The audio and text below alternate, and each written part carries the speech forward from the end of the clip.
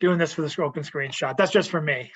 Because anytime I take a screenshot during the reading, I'm usually like, or I'm eating mac and cheese or trying not to be seen.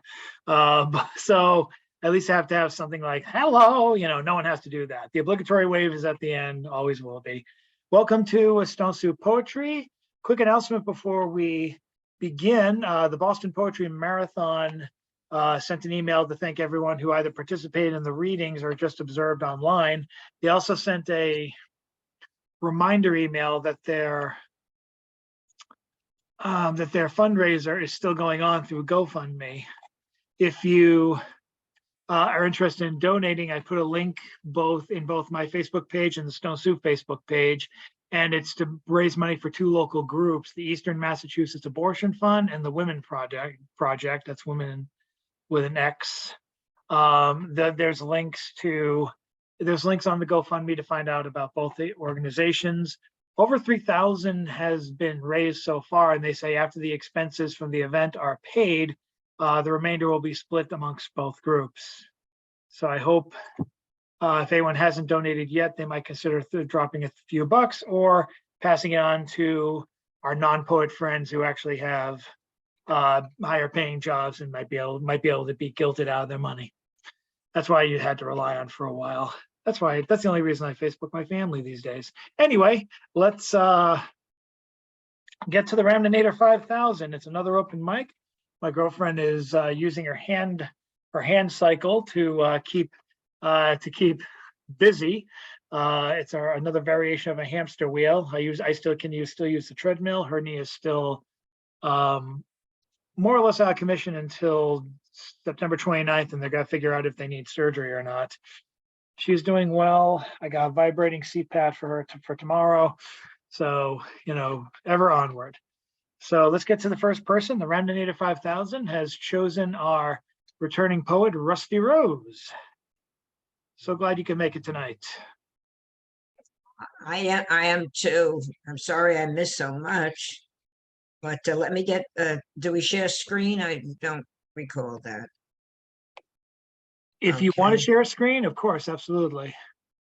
Let me just make sure that you're allowed. Yes. Okay, this is and John, oh, it's disabled. That's okay. I'm just going to read it. Oh, that's all right. It's not necessary. It's just a small little poem. I got to share the screen, so you're all okay. set. Not a problem.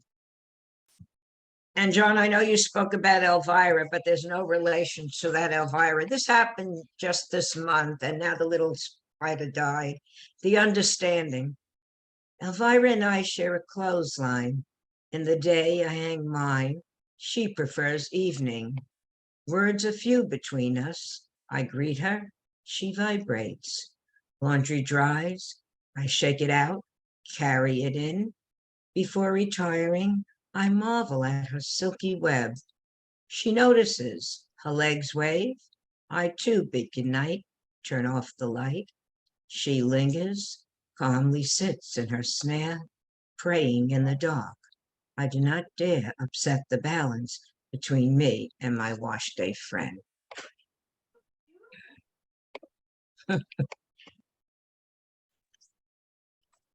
Thank you. Thank you, Rusty. What do we have next? We have Mr. Bill Lewis up next from the Ramdanator 5000. All right, the Ramdanator 5000 think that I am one cool guy. Well, I have success. My prediction has come true. You might not remember, but back in May, I said that I've been very concerned about street violence and homelessness and everything here in Cambridge. And I said that, the city's not going to do anything until somebody gets shot. And by God, somebody got shot and the city had a meeting and at least we talked about it and they gave me my 2 minutes to, so I'm weirdly pleased that at least we're talking about it. I'm not expecting a great deal of success, but what the hell? So here, cheers to the our very, very woke left who sometimes does good things. But anyway, Charles Kayak. Stay to the right, path to the port, never forget you're the slowest boat. Downriver at Harvard and Boston City, upriver is nothing, though it is very pretty. The turtles on logs, dragonflies on sticks, the geese and the ducks make a terrible mix.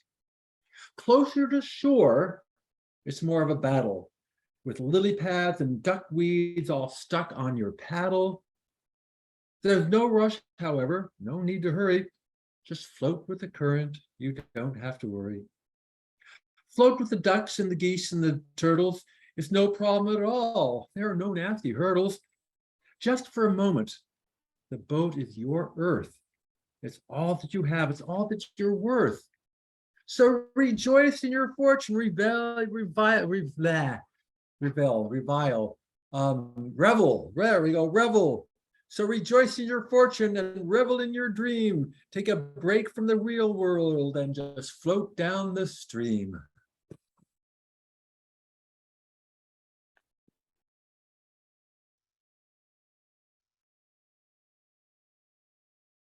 Thank you, Bill.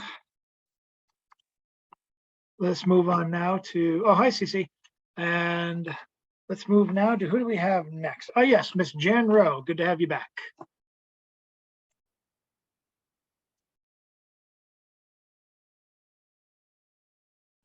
There you go. Hi. I want to read something from the weekly, The Black Seed, for August 30th by a young man named Troy Brown, who was thrilled when I read it. I told him I read it yesterday. He's homeless, but he has a phone. I texted, I read it at the open mic. We have open mic Tuesdays on the steps of St. Paul's Cathedral across from Brewer's Fountain, Park Street, from 12:30 to 2. So he'll really be tickled when I tell him I read it again. Like he said, you know, when a person's not dead or something, he's reading their writing when they're still alive. This is called, so this is a young kind of homeless man, and also had strokes and some paralysis young, called Most Unfairest. Do you, madam, swear to tell the truth and nothing but the truth? So help you God. Your right hand is acknowledged. You may now lower into the chair. Who and what God do you subscribe to? Is it a male or otherwise? Please provide a description. Remember, you are under oath. So according to your testimony, the God you worship traveled by ship with offering of green money. Based on eyewitness accounts, your multiple accounts are overflowing with bounty galore. Does your God require anything in exchange? Was there an intent with the invention of the creation of the soul? Are you lying? I rest my case. You may not rise. Thank you, Troy Brown. He'll be tickled. And thank you, Jan. Who do we have next? Returning open micer, Mr. David Miller, who's got a feature coming up in September. Oh, yeah, that's right. At September Rosie 22nd, Reed. right? Yes. Yeah, Rosie Reed's in Roslindale. Yeah, thanks, Chet. Chet is like, oh yeah. Hey, I have a surprise. I recently found a copy of this. Can you read that? Stone Soup Poetry #6. That's a bit of a find. Compiled by John Wieners. Dated January 1973. So golly. So I'm going to read a poem by Jack Powers that appears in this. It's a little on the long side. It's 2 pages, single spaced, but I thought you'd like to hear it because it really is like way from our past. No title. So here we go. Standing on a dark patch of road between Sanford and Gorham at 1 a.m. After working late, all alone, later than I thought or wanted, and no car, no friends. New job in a little Maine town, standing in winter, 5 below zero. Isolation, waiting for a ride home. Not a car for 15 minutes. 3 miles out of town where there's no place to stay anyway. So painfully frozen, cold with t-shirt, loose knit sweater and light jacket. No gloves, pacing back and forth, shifting foot to foot. Not wishing to get deeper into the woods, standing in an intersection light, waiting. Until the bobbing headlights finally appear, blood moves faster, prayers quickly muttered. A whooshing whir, then gone, squinting red lights into the darkness.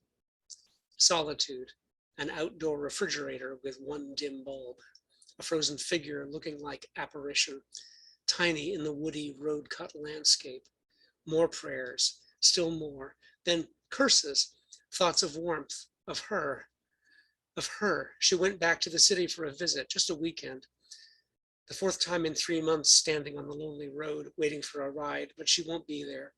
She's in the city, probably warm, drinking her port wine, maybe at Frank's for one of his forever parties, drinking up, dancing, and then another set of headlights, this time slowing down, stopping. Too frozen for real relief, numbly he bends into the car. A young guy driving. Works, he says, at a mill near Sanford, going north for about 10 miles. That puts me still 8 miles from home. Not much said. He was in the army, back now to a shit job. Well, you take what you can get. At least I came back in one piece. Then the road cut off. It's after 1:30. So long, good luck. Another intersection. Deja vu, the cold washing over him after the fierce car heater, shivering. Thinking of 8 more miles. Should I walk? Maybe an hour and a half. No, better stay under the light. What's she doing now? Probably asleep, yeah. At her mother's or maybe on Frank's floor. She and her sister might have stayed over.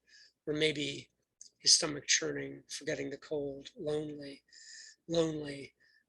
fuck it, I won't think of her, fuck it, at Frank's on the floor, or fuck it. I have to stay here and work, pay her fucking fare home. The sound of an engine. He hadn't noticed the approach of the lights. Hey, get in. Same guy. I couldn't be comfortable thinking of you alone out here. I know no one will come by. Where do you live in Gorham? What a nice dude. Looks like a nice guy too. That's fantastic coming back like that. The heat blowing up his pant legs, through his sweater, tingles, then his doorway, the rooming house all black. Thanks. Hey babe, that was great of you. No sweat. Take it easy. Yeah. Thinking about the empty room upstairs, about warmth that won't be there, but he didn't ask me. Jack Powers, folks.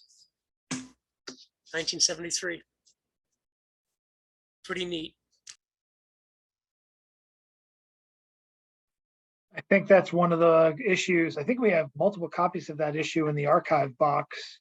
Something to think about, hopefully, when this winter things slow down and I can actually start scanning stuff for the archives. One can dream of slower days and simplicity. Thanks for that. Thanks for that sharing, David. Up next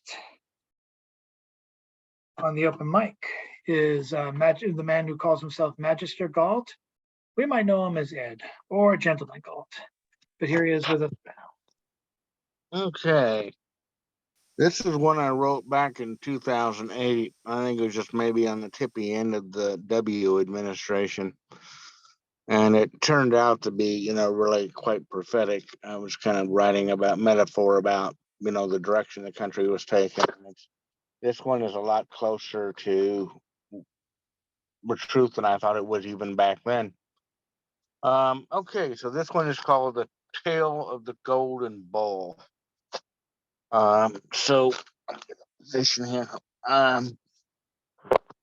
Okay. The Tale of the Golden Bull. Once upon a time, there was a village with a golden bull. The people in the village were going through hard times.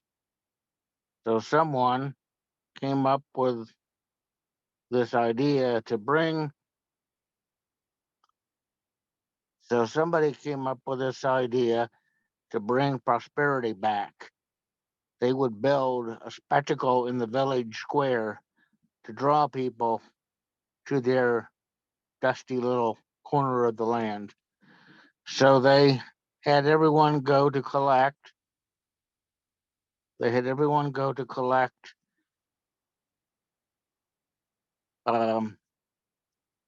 whatever gold they might have in their homes, and they didn't have a whole lot to bring to their village. Smith, who then melted it all down, he poured it into a mold he had created in the form of a bull,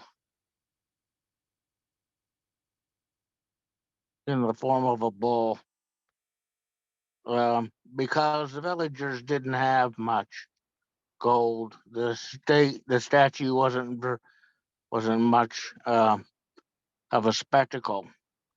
It was only knee high. Still, people from the other villages did come and paid to see it. With the gold paid by these first visitors, the smith was able to add to the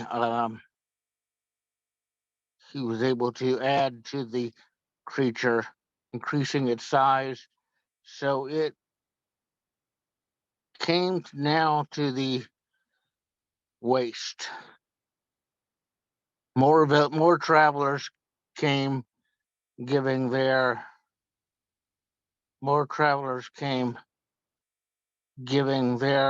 gold. Then back to tell the news of the bull, stretching the size of the bull the time they had seen it. So they were exaggerating.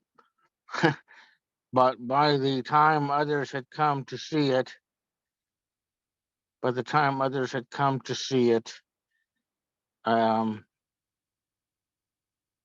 had grown. It had grown to the size they had come to expect. Before long, the bull came to the height of the village church tower. Around this time, people began to disappear. They would go into the forest to hunt or to get wood and never return. People grew afraid and then began to tell others of bandits, murderers, and wild beasts. One day, a fisherman and his son left for the lake. It was a 2-day journey through the woods. Maybe many people warned them this was a trip they had taken before, many times before. They weren't afraid. Only the boy returned, and he couldn't talk. The villagers grew more afraid. Many people would quit coming. Okay, the third part of the story. But people did come, and their bull grew as tall as the cedars. Some people began to settle there, and the village grew into a town and then a city. By the time the bull reached to the sky, the city continued to grow, and it swallowed up the nearby villages, becoming a metropolis. It established its own mint, becoming the kingdom's center of trade. poets, artists, storytellers, and performers of every kind made the city a new Bohemia. Every night there were parties and celebrations of every kind. So naturally, the people were much too busy to pay much attention to reports that the disappearance and killings were getting closer and closer. Those that did listen to the reports simply laughed and rolled back their eyes and continued drinking their wine. Sometimes those trying to spread varying news were jailed for mischief. So people learned to keep quiet. Some left for fear they would lose their lives. One day during the autumn revels, a shadow was cast across the land. People looked up to where the sun should have been and screamed. A giant claw came out of the sky and swiftly down in one fleeting second, struck the golden bull, sending pieces of debris down on the city. All was havoc in the streets as people ran for their lives. Many did not make it. Some were mauled trying to get out. Others were eaten alive. Those who did escape, traveled to the far sides of the kingdom where they settled and never spoke about their old village. That was written in 2008. And here we are. Thank you.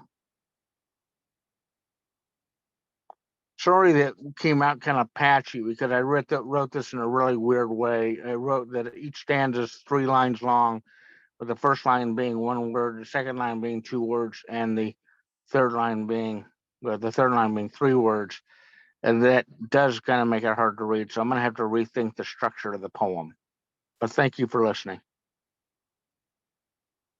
Thank you, Ed. And pay Thank you. attention to look at oddballmagazine.com. His photo was one of the closing pieces for an unusual winter's tale in the form of 3 poems. So check out oddballmagazine.com. Appreciate Ed's work as always. Well, thank you. Thank you very much. Thank you, man.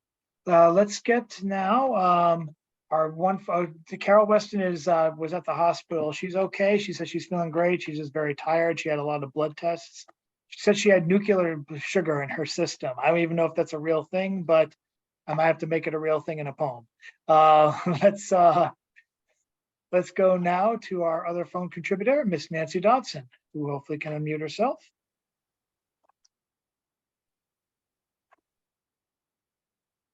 A loss. The great eraser, black and red, is like a lapse of memory. Speak sharply to me as I forget your words. I like happiness in paradise. Yes, I remember now. Thank you, Nancy. Good to have you back, Nancy.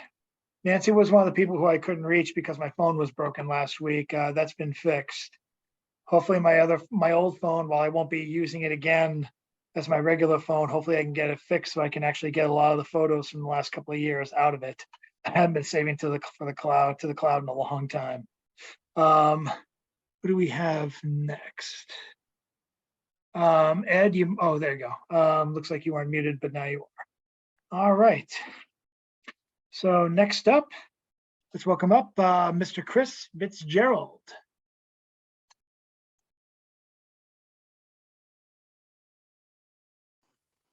So you can hear me? Yep. All right, this one's setting up what I'm doing next. And I sent this to the Atlantic while Trump was president.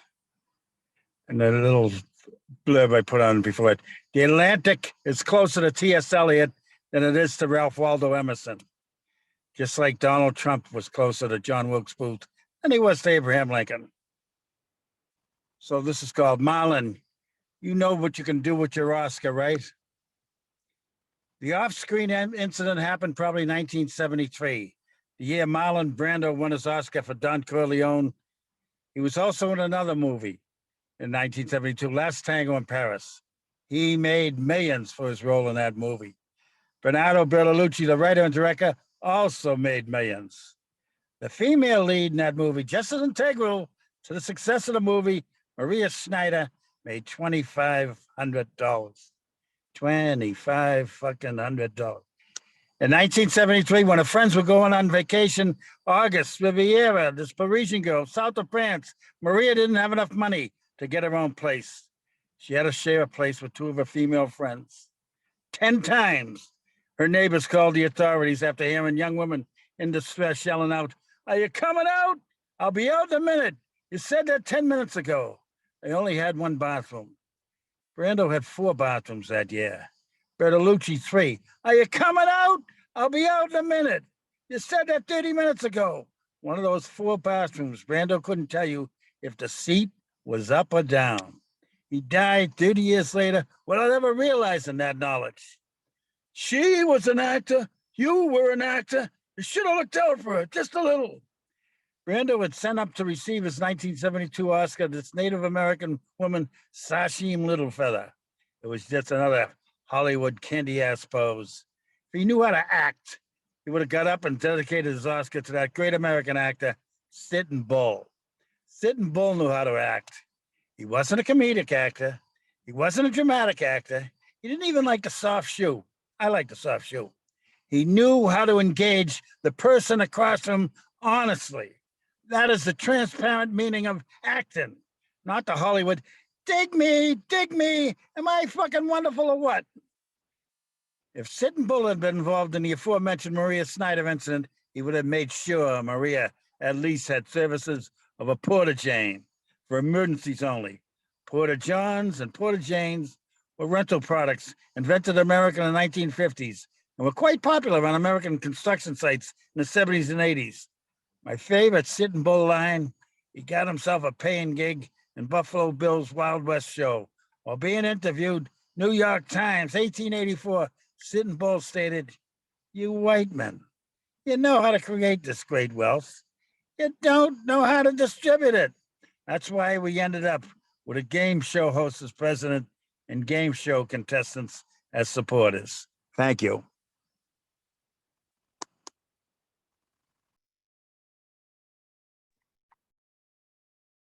Thank you, Chris. Who do we have next? Oh, yes, we're going to keep in with the Powers theme, or one of the themes tonight. We go now to our legacy poet, Julian Powers.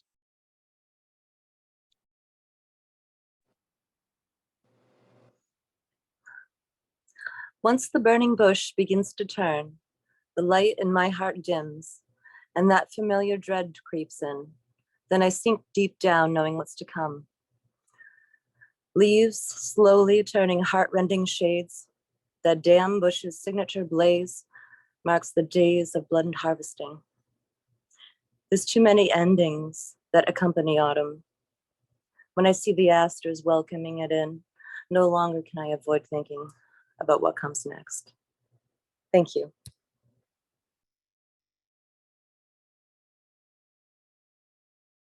Thank you, Julian.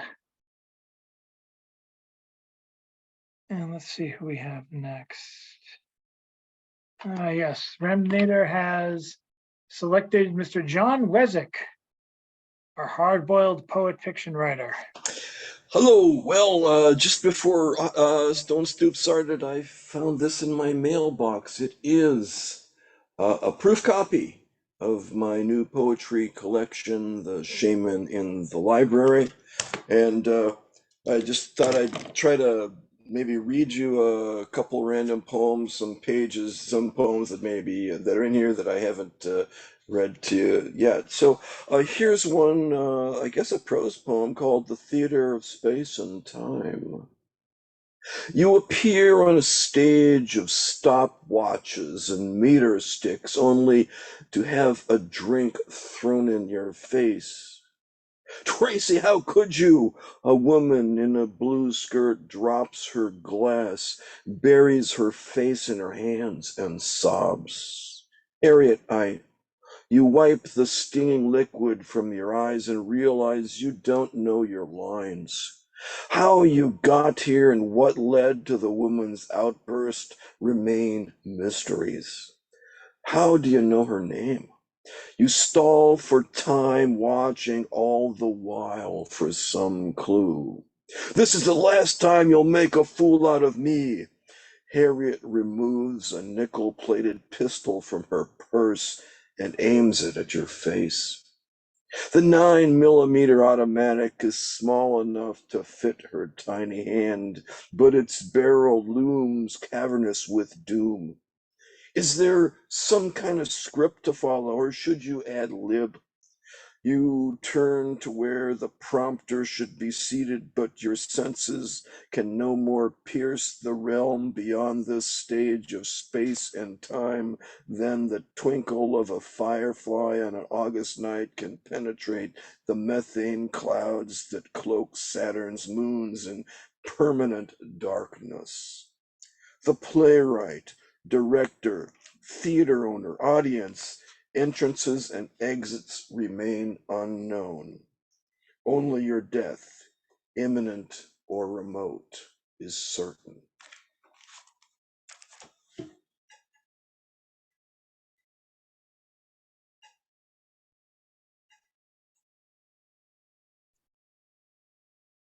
So glad we got that sneak preview of that. I can't wait to get that, to be able to grab that book myself. Well, thank you. Thank you. And now who do we have next? Someone's joining us. I don't know if they want to join in on the open mic, but while they're getting set up, we're going to bring in another returning open micer, Mr. CCS Chagra. Okay, hello everyone. How you doing? I think it's called spring after fall. Okay, it's winter. This is a piece that I wrote about horror from a poet who read her horror writings and scared a lot of people because it was graphic. But I saw that in the subtext of being a writer, no matter what genre you're in, is the message of why you write, but the medium or the genre is just the vehicle. So I wrote this a poem about the vehicle of horror. It's called "Stop the Fear from Reaching You." And so the fear of listening grew. At first it was the word teeth, then blood, then thirst. Soon the want of more frightening words became magnets, a desire for an increase of sick and tortured language, an attraction to the danger fast approaching off the page, only to become the author speaking, as if the book is a beast with splayed claws about to swipe your face. Then the ego of immortal hunger comes breathlessly from behind you with silent steps and in total stealth. Then the snare of insatiable insight into evil opens, and your watchful ears move forward, just like running into the kitchen when you hear the dinner bell ring. It's too late to know the evil is a facade, a feeding, a fuel, a genre, a friend, a warning, all fly paper, and you cannot resist moving closer and closer. The line between fiction and fact is now a web, Yet there are no spiders here. Yet you will pay with your freed life eaten. And you wait and wait, wondering why the bank account of your sanity is still not showing signs of the debt being subtracted from your mortal balance. Yet the reality of your life can still feel its pending cost, looming over your inescapable end. Wait, wait. You are only in denial. The fear was already in you, and indirectly even of you. It is already eating you alive. You are, as you are already eating you alive, as you are so near unknowable safe fears in a time loop of dying of safety, while the slavers of your safe reality are existing to frighten you always. Close your eyes and you may see now. Magnets are funny that way. The extinction of others' lives breeding you are not next. You're not even safe within kingdoms or castles, not safe behind bars, walls, or doors made of pure fear. The horror of you're not safe at all, not in dungeons, not even in the ones you call towns, states, or countries, not even if real laws exist to protect fear, not even with inked maps, lines on legal pages, no documents safe from fear's ending your rights here, marking your property's end for the good of even the facade of your home can be taken in order to protect any greater fear than yours. Still, you keep fear itself safe from this danger, as all others justify your fears as theirs first. The news, sports, and weather, and programmed entertainers secure your daily fears and will keep coming and coming as your fears keep saying, fear will never leave you. As all of your enemies appear, the same lie as if different. Okay, the last line needs work. Within mirrors of reasons, fears only protect you. So keep on believing this lie changes nothing. Let them continue to pretend they love you, ignoring their frightened and cowardice creatures, control junkies strung out on endless fear making, while their fearful skulls are all wars within wars themselves. One lie splits one truth, and no mind is left whole here.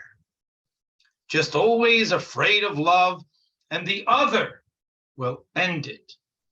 And now it's too late here, for you are the other and author of every fear portal of listen. And here within you, by your harvest of fiction, you ask why, while clueless that fear is afraid of love. As horror comes to you to digest your life savings, imagining you can leave all of what fear is, still going to not reach you before death does. Well, that's pretty new and kind of long, and thank you. Oh, there's a heart up there. Don't let that heart fall. That was a joke. Thank you, CC. Thank you. I'm gonna try and see if we can preserve a video clip of that, the clip of you and Ethan Mackler from a week or so ago as its own thing. I'll let you know. I haven't downloaded all my programs yet back into the new laptop, but when I do. Yeah, I understand the backlog of videos is I believe me, I understand that. Well, if it happens, it happens. And if not, preserve it somehow. It was a good one. It was fun. Well, you can see the whole entirety of the show on YouTube. I wouldn't mind getting that one single clip in there. So, well, at least out there as its own thing, its own little unique entity. Well, what was the date of that? I think it was the 17th, if I'm not mistaken. So two weeks ago. Okay. About 2 weeks ago. All right. And I'll put in the chat the thing that is coming up on the 11th. For Sounds the good. human room thing. Thank you. And now we have a new person here tonight. I want to welcome them to unmute themselves, and if they wish to turn on the camera, they can. This is Prasanna Kumar, which I hope I'm pronouncing correctly. Prasanna, I think you were unmuted at one point. You're muted right now, so if you want to unmute yourself, there you go. Yeah, absolutely, sir. You're pronouncing correct. And I'm Prasanna Kumar from India. I've been a long time, I've been trying to connect. At last I made it. And thanks for the honor, Chad. Thank you. And thank you, and doing a great work. I mean, I see Agresara. I given a personal message, but it's been really a great honor. Anyway, I would like to present a small piece. It's written basing on a picture prompt that is asked for 4 liners, but this is what my take on that. I said to write the 4-liner, but my mind asked for the other, that it feeling surged forth as such. My pen rolled and swooning to wipe out the hazy muse.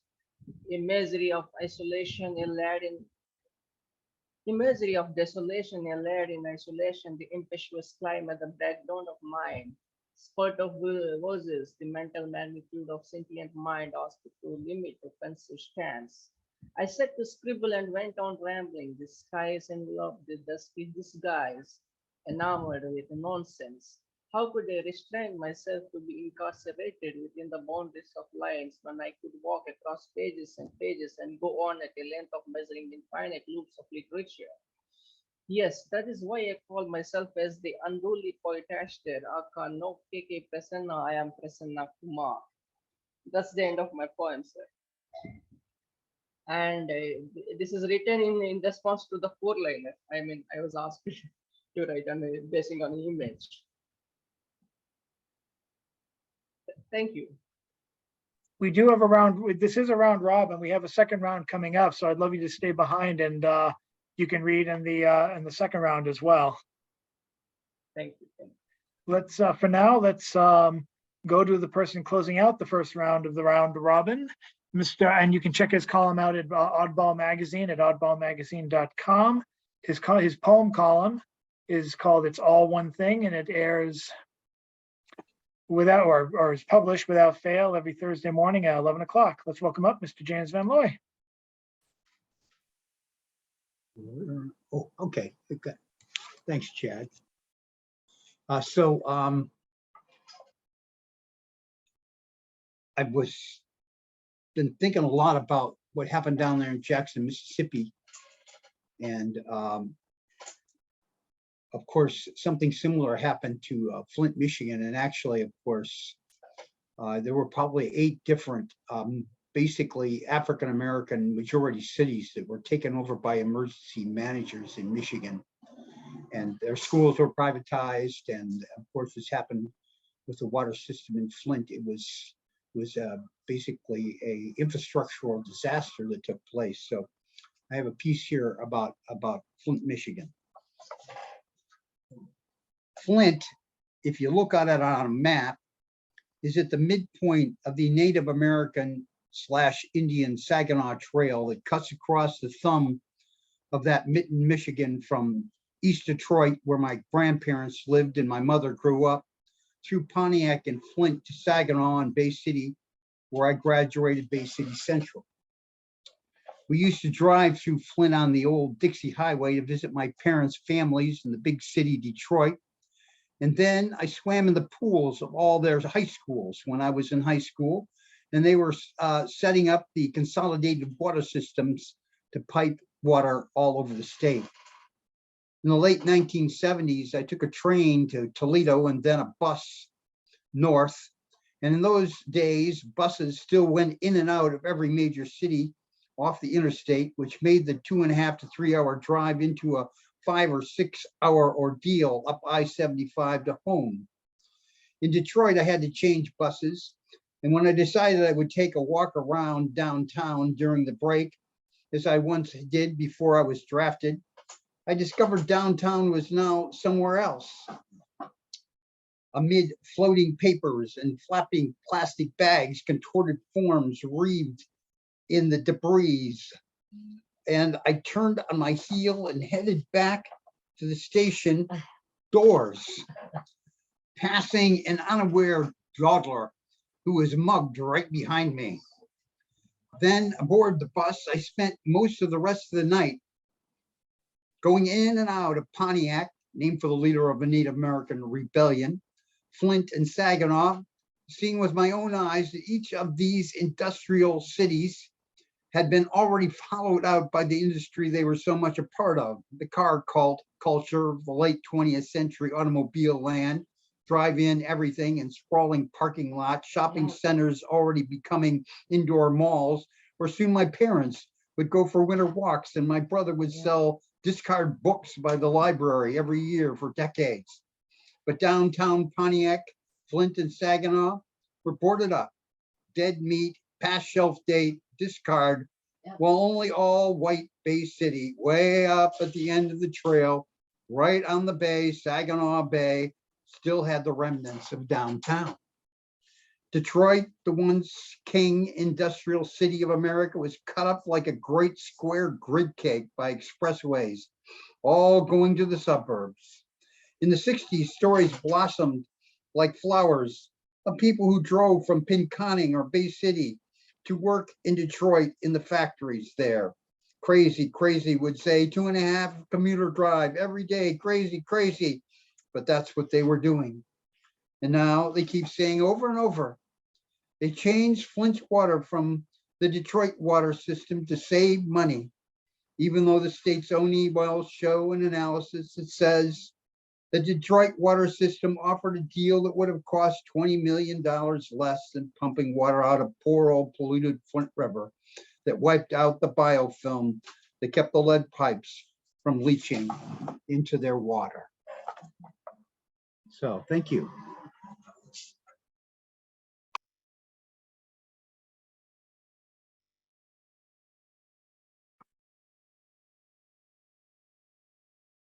And with that, we've circled around back to start. Pass go, collect $200. And we're going to start from the top, from the previously selected list, as selected by the Ramdonator 5000. Its first choice last time was Rusty Rose, so let's bring back Rusty. Oh, thank you. Thank you. I'm going to read a poem. I'm in summer of 22, Jerry Jazz, musician, and it's a wonderful online paper, if you will. And I'll bring it up this way you can share it as well, if you could see that. And this is Billy's Blues. She sits upon a tufted seat, white gardenia in hair, wedged heel pounding out the beat. Scent of tweed blends with sax. First the hi-hat is tapped, then the snare. Lady Day and orchestra are laying down tracks. It is autumn in New York, and finding a lover man is easy, fine and mellow. She pops a wine cork. The spirits are bitter, strange fruit to the tongue. Still she toasts, God bless the child, as bass guitar is strummed, is rung. Woo, woo, woo, what moonlight can do, Billy clamors, snapping fingers to the beat. What moonlight can do to you. And in a gloomy Sunday goes Billy, so sweet. recording session has ended, and in her solitude, she strolls along a Harlem street. She even covers the waterfront, scoring some smack. It's now or never.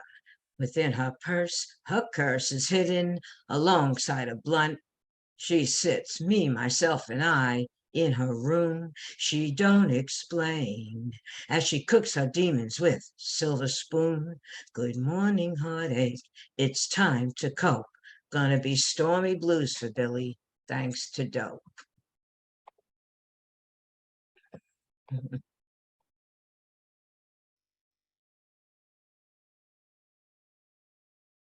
You guys can't hear it, but my girlfriend's using her hand cycle so she can keep busy and exercise.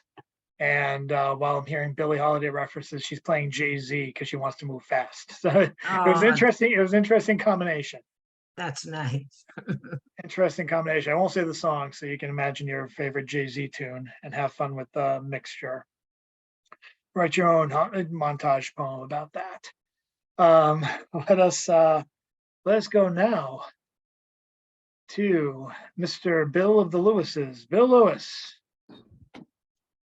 who I understand is leaving us soon, but his farewell tour, I guess, has been happening here every week since he got back from Idaho. So we get to say goodbye sadly, but slowly. But his farewell tour will be not unlike Sharon. I'm sure he'll be coming back after he reaches Idaho. Let's welcome up, Bill. What makes you think that I'm even real now? I'm just a box on a screen. I'm probably just an avatar, an artificially intelligent program, which has a bunch of words that you just throw at it, and I combine those words together, and you pretend like it's poetry. Oh my goodness gracious, human beings. Well, I really felt for your poem, James, because as you know, when the water emergency happened in West Virginia, I spent 3 weeks down there driving water for people. And so, corporations don't care, my friend, and it doesn't matter what color you are. As long as they have money and you don't, there it is. But I will not dwell on that. I'm a computer scientist, and computer stuff is cool. So here we go. Remember, this is about computers. I call it 101, as in like class 101. 01, 01, 0111, 101010. The building blocks, it's all of all that's true and all that comes and goes. A simple thing stacked on a thing, stacked on another thing, and more things, all the same, complexity will bring. This lovely world, that lovely lass, both sweet and frustrating, are built from ones and O's arranged in patterns most amazing. There's beauty in those ones and O's, exquisite in their layout. They give us life and love and breath, and that's the final payout.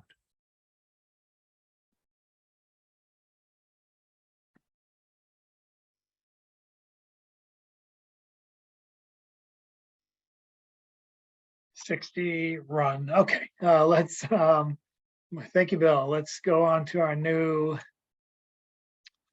next person on the open mic. I think she wants to return for another round. Miss Jan Rowe. Oh, she's done? I understand. Okay. We will move on next to, following that, let's go to Mr. David Miller again. See what surprises he has for us this time. Well, it is an evening of surprises, because when Rusty mentioned that she had a poem in Jerry Jazz Musician, I went like, duh, I have a poem in the same issue of Jerry Jazz Musician. So yeah, like, how would this happen? But it did happen. And I'm not even a jazz aficionado, but somehow I got this poem in there. So it's pretty short. I will read it to you, and then I will send you the link. I will send everyone the link so you can see it yourself. Okay, here we go. Belt me a tune.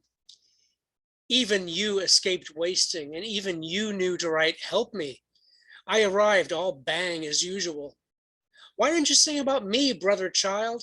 I'm prep, no drama, no boo-hoo. We're a babble, total underwater. No wits to wake a tooth or pie a cookie. Lapsed maniac, tavern wizard, bust me a song, a moaner. That's it.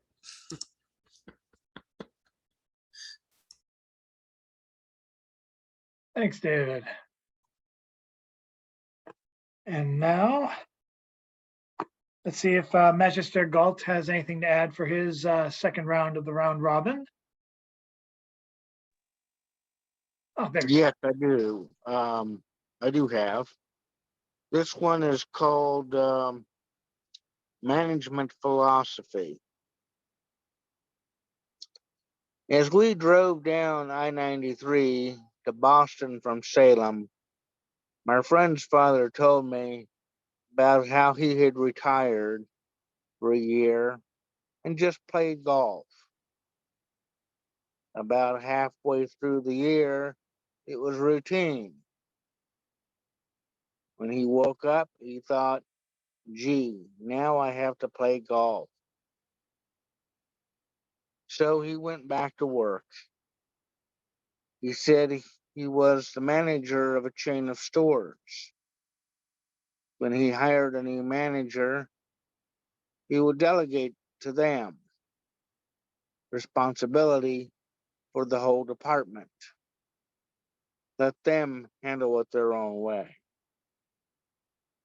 He even gave them a few days off before they started, so they would be refreshed and invigorated to get to work and do the numbers. Then he said in the 60s, he went to this place called the Shark's Cage.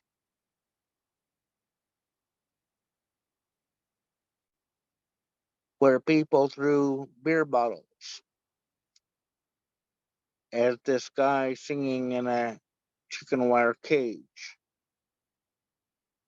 I wondered if the guy ever got a couple of days off so he could come back refreshed and invigorated to throw bottles back at the audience. Thank you very much.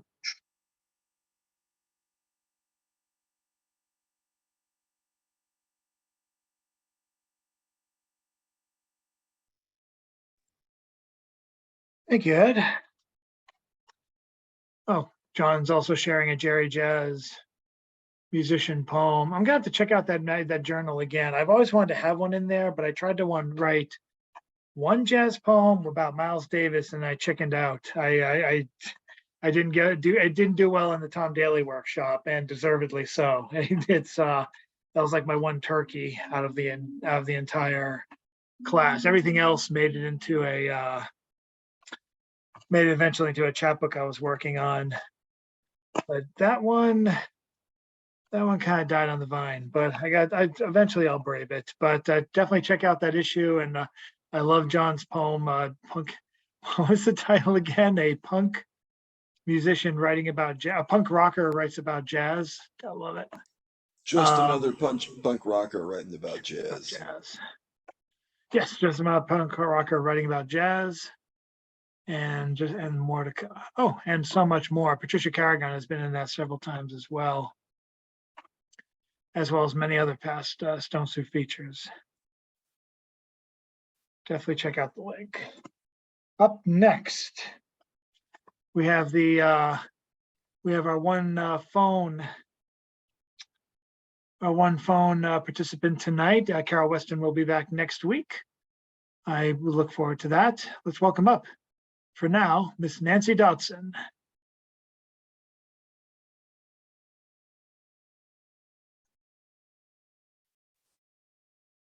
A summer day. Ladies are in their bathing suits. Water, water, water.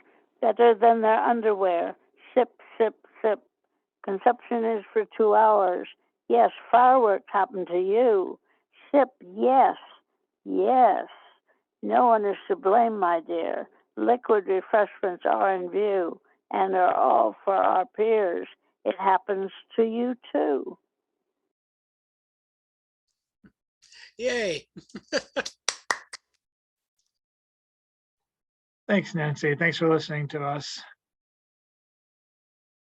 Nico was in the Velvet Underground. I think you knew that, John. Okay. I was reading that so matter of factly that I'm like, okay, I get it. I see what you did there. Up next. Yes, Mr. Chris Fitzgerald. Want another go at it? All you gotta do is unmute yourself.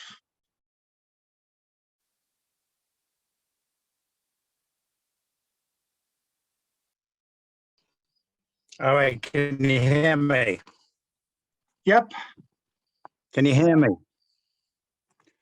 All right, I did this 2 weeks ago, but I wanted that introduction that I did with that piece in the first part. My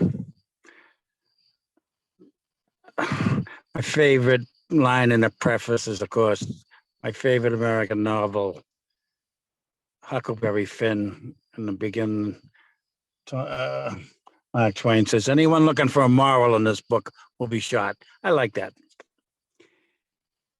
As you probably have guessed, I'm getting a little too friggin' old to be doing girls, boys, body part poems. I did more than my fair share. I thought I had exhausted the genre. But this July, I was provoked into hopping back into that field.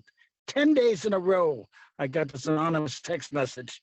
Chris, and excuse me for familiarity. You give us 6 or 10 weeks with our new pills, we'll grow your dick size 2 to 4 inches guaranteed.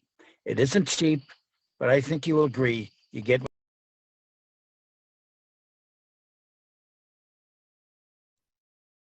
Okay, I hope Chris wasn't censored for saying dick. Oh, here he comes.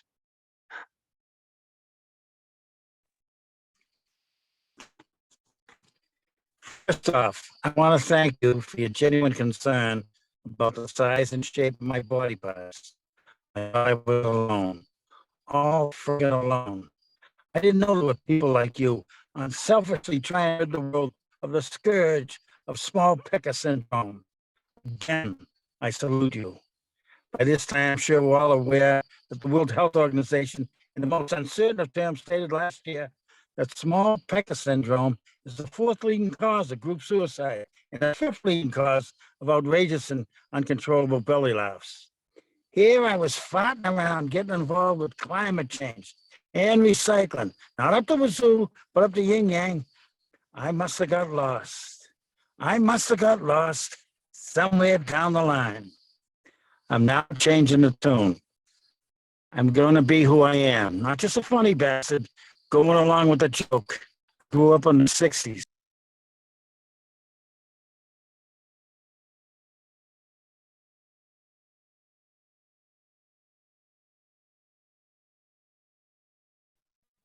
If you don't drive a Chevy, you were telling me Madison Avenue had it wrong. It was dick size all along. The 10, 20 I was saving every week, I would have been it off, investing that money in a chemistry set and making my own dick growing pills.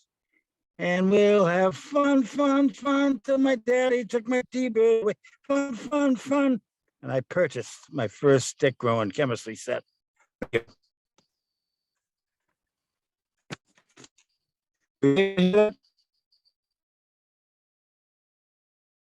You were breaking up a little bit, Chris, but this is the first time we've had an issue with your phone connection or your internet connection for a while. It might be something to look into. Well, I had to move because I had to go to the bathroom, and this isn't as good as the first place I was at, which is the Stop and Shop, big parking lot, no trees, no nothing. Now I'm in the jungle now. Good Lord. All righty then. Oh boy, let's welcome up next Julian Powers, not coming from a Stop and Shop parking lot. Though I can say all of us have been there at one point or another. But anyway, Julian, you're on. I'm going to read a poem by Jack I found on Oddball. David, I really appreciate and enjoyed the poem by Jack that you read. This one is called Trails. Maybe it was this way, a trail treaded across the mountains, over fallen trunks and tumble rock streamlets. Mosquito noise whir and bird flutter, not alone always, but sometimes sharing a tent. Cooking at the same fire, jagged shadows dancing against forest outline, looking up at stars when flames had sunk to crackle ashes. Talking about time or why against the vast vault of sky, and one day you were there, climbing the same, sweating, stopping for spring water or wine swig with biting cheese, holding branches back from me, or my arm extended to steady you crossing the slippery log, or hand pressed into hand, luxuriating into the unexpected soft grass of meadow. And the trail had been so long, and now it was so beautiful, finding our own names for trees, flowers, stars, happy when the night cramped us into sleeping bags of closeness. But it was something hard to explain, a sense really, which grew of not really supposed to be, of apprehension. Oh, so nervous in the midst of happy bee. And it suddenly revealed what at the next trail marking, you see how this can happen, an accident. Really, whose fault? No one at all, but my trail had gone so long and far and briefly doubled back over itself. And how could I recognize, after all of that time, and you, just starting out a while ago, couldn't have known. And we thought we were together, going together to the same end. But at the crossing, two trails of different color, and me going toward darker mountains of swirl gray tops and cold, and you toward the thick green of what I once knew. And you could break the rules and come with me, share with me this sparse life of coming winter, and perhaps you would, or even should, but I couldn't come with you now. That is done with me. And we stood in confusion. We camped there in indecision. We cried into each other's hair through a long night. And into early morning of swollen eyes and wretched hearts, we went our destined ways. We couldn't find the other. That's the end. I wonder if it was about the same woman. Thank you. Knowing a little bit about Jack's relationships, I can still only say couldn't tell you. And thank you for the pug added, the poetry reading with a pug, little princess over there, little goal. Aw. Anyway. Poor little goal. She wants all the attention. Of course she does. So we're going to go now to, what do we have next? So yes, our hard-boiled poet who has a new hard-boiled poetry collection. Let's welcome up Mr. John Wesek. Okay, so, well, since we were talking Jerry Jazz musician, I'll read the poem. It's actually from back in 2011, and the only way you could get me to write about music was to do a poetry prompt with music and have me make fun of it. So that's basically what happened here. Just another punk rocker writing about jazz. They must have materialized at the open mic out of carbon and nitrogen in the air. Those poets you'd never see at a jazz club. A guy in a Roman helmet-like mohawk reads 3-chord rhymes about Mingus, an MC in Fat Farm jeans, fires machine gun words about Miles, and a woman in high collar and sensible shoes chops Art Blakey into 14 lines, a 10 syllable syllables. Seems you can't be a real poet unless you write about jazz. Sid and Johnny Rotten dodging loogies in Dallas, Jimmy burning his guitar at Monterey Pop, and Grandmaster Flash close to the edge just won't do. So when the girl with a stud in her tongue says Coltrane, I have to hear him the way Jack and Alan did. A one-man hallelujah chorus, a sax blowing eternity like roomies, reed flute, notes hopping and skipping from step to step up a staircase of rapture to the backing of piano chords and pop and crackle a needle on vinyl. But the literature of manual typewriters, Benzedrine, and William Burroughs hats has already been written. Where's the poetry slathered in SPF 16 to protect from the Coachella sun? The poetry of MP3 whose boots are caked with Glastonbury mud. Just another punk rocker writing about jazz.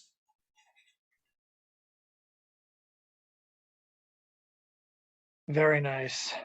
Sometimes I wish I could take every writing prompt I ever took and just make fun of it. Just make fun of all of them. Well, you know, the easiest way, Chad, would to take every writing prompt, make fun of all of them in one poem, then you get it over with. That's a good strategy too. That being said, I have wanted to write a jazz poem or even a punk rocker poem. I became obsessed with the Sex Pistols for a while, and they keep on popping up in my life in certain literature. I read this one book about someone who was trying to summon evil spirits, and it was just like a simple, like 2-paragraph line. The first time didn't go so well. He goes, "Oh, fuck me, we got Sid." and Sid goes, "What's wrong with my fucking bass?" And the magician goes, "You can't play it, Sid. Goodbye." Well, it's good for hitting audience members in Texas, I think. That is true. Which is something I would normally endorse, but maybe not punk audiences. Let us go now to CC Ashagra, the epitome of the punk ethos of DIY. Okay. These are a bunch of little 4-liners from a variety of collections. When I was in that mode, when the pandemic first hit, this one's called Die Laughing. Funny or serious things you learn from life. Thoughts can be very loud forms of silence, and writing poems can teach you what words are not. I find it gravely solemn to die laughing. Is that a punk rock song? I don't know. Let's see. Maybe Green Day.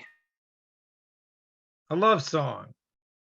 The end of waiting to be worthy. The constant impermanence of above and below. The frequency and vibration of all gods and no God dancing together.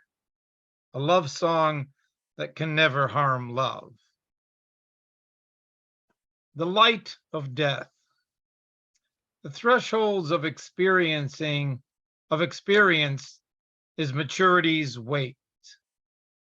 No two lessons are not the same spirit returning. 10,000 poems later, and no one cares you're living. The light of death will not let you down if you don't. Not wasting it. Merging with my mind, I rose up out of love's death notice. There are no wasted miracles of life, only wasted gratitude for not risking alive on love. This one doesn't have a name. The constitution of belief. Beyond the reality of malevolence and cannibalism, the ideas around you have no natural predator. Inhumanity is. And lastly, one reads freely. One is read freely. One receives freely. Control does not exist. Could also call that last one, expectations are a waste of time. Da-da-da-da-da-da. Some of those are from a manuscript called Happy Birthday, Love, believe it or not. Don't judge a book by its cover. You get on Lulu and start self-publishing some of these collections, man. Sounds like you have like 15 volumes ready to go. Over 20, but Good nothing Lord. is going to happen until this book that I am very close to actually seeing in print, and it's the open mic poems 20th anniversary with 3 new essays. That's Nice. the one after I reach that one, and it's a book that is in poetry form. It's being re-released as a book in poetry form, but it's actually being listed as a social science book because it's a study of who we are, what we do, and spending a lot of time at Stone Soup. Always a worthy subject. That's a social study in and of itself. Let's go now to our new participant, Prasanna Kumar. If you'll unmute yourself, and we can hear you once again. That's once again, thank you, sir. Thank you for letting me in. And this is my poem. The title is Liberty Through Words. Liberty through words. I write and try to feel the freedom with no rhyme nor the touch of rhythm. Yet my pen lays itself on the poetic parchment, the words flow on the canvas of catchment. I feel the breeze of lightness as the emotions pour out in the poetic fashion, out of sensation of euphoric impression, feelings of passion and cosmic machination all come in unison. I write to express the latent stinging pain. I write to soothe the mental tension and strain. I write to swim and wade through the lyrical brain. I want to calm my senses on voidy terrain. I write and try to feel the freedom with the pen and paper. I try to suppress the tears of oppressed in the dome of poetic realm. I try to raise my voice. I write because it gives me the light of freedom. I take a literary walk and embrace the liberty. That's the end of my poem. Thank you. Thank you, Chad.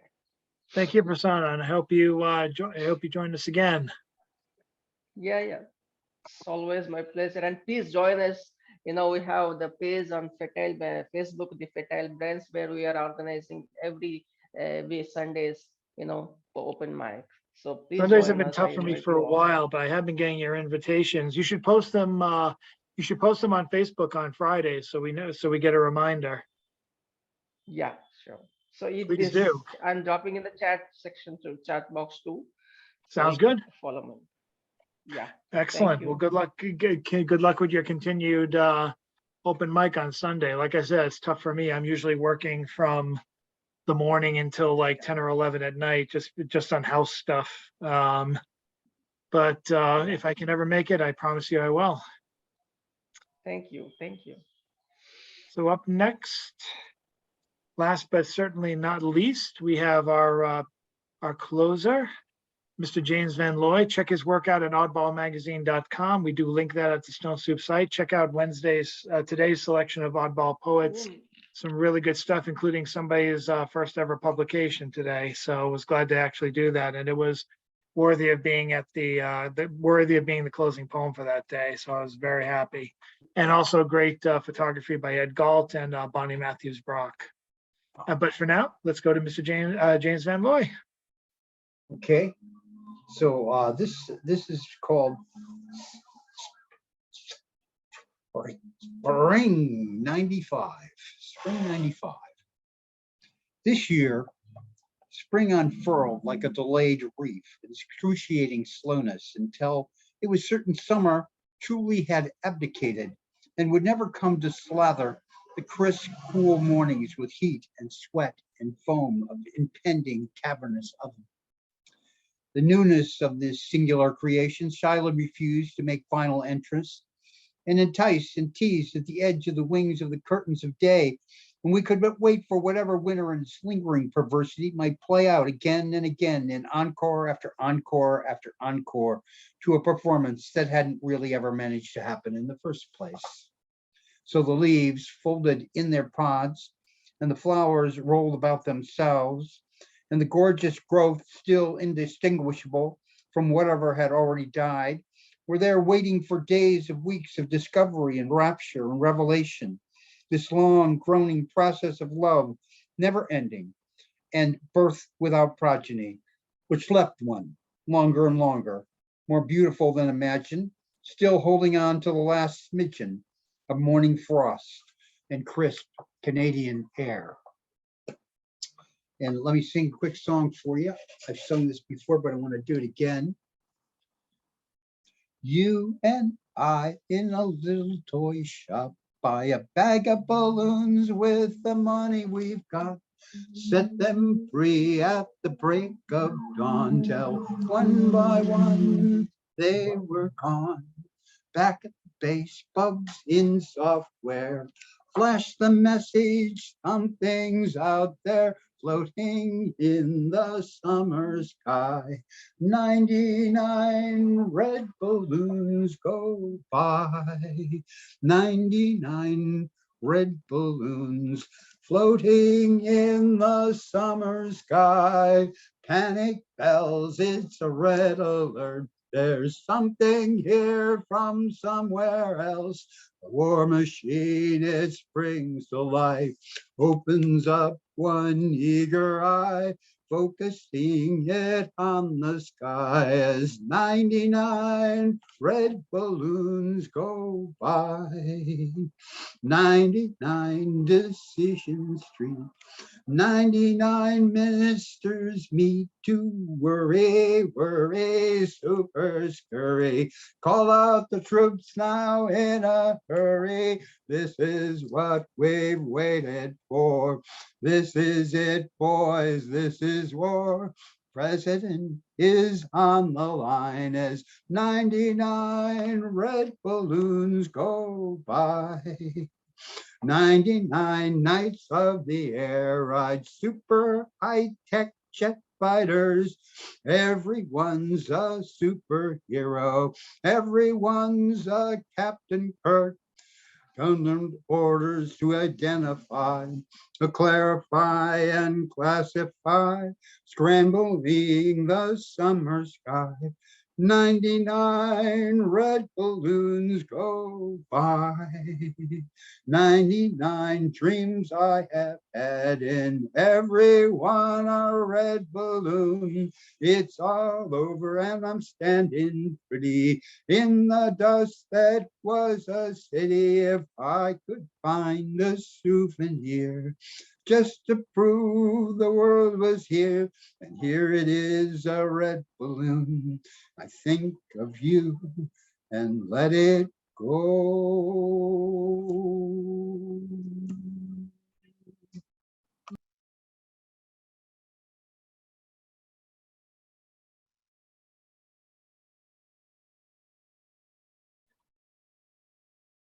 Thank you, Mr. Van Looy. As we get closer to September, literally as close as tomorrow, we're going to have, oh, John said good song to honor Gorby. Yeah, no kidding. I was thinking about that too. Yeah, it's weird. Gorbachev was almost like seen as the bad guy when I was growing up. Or they thought he was just someone funny to draw. But Well, yeah, you used to see those DoD documents, Russian power, and they always said that no, this change in Russia is just a PR stunt, and they're really, not. They really don't mean it. Hard to tell, of course. It's their job to defend us and be skeptical, but. Jeffrey Sachs was just on Democracy Now! This week, And he was one of the economic boys that they sent over there. Mhm. And he talked about how he helped in put a whole program together for some of the Baltic states, Yeah. like Latvia and whatnot, Yeah. and how our government was not going to allow anything like that to happen for the former Soviet Union become the Russian Republic. And I would advise everybody to see that, because that's the real roots of what has just happened here in Ukraine, going back 30 years at least. Yeah, I don't know. It seems like we had such an opportunity, back then in, Yeah. 91 or so, and that we somehow blew it there. I don't know. Maybe not, but yeah, it's a shame that, it didn't work out better.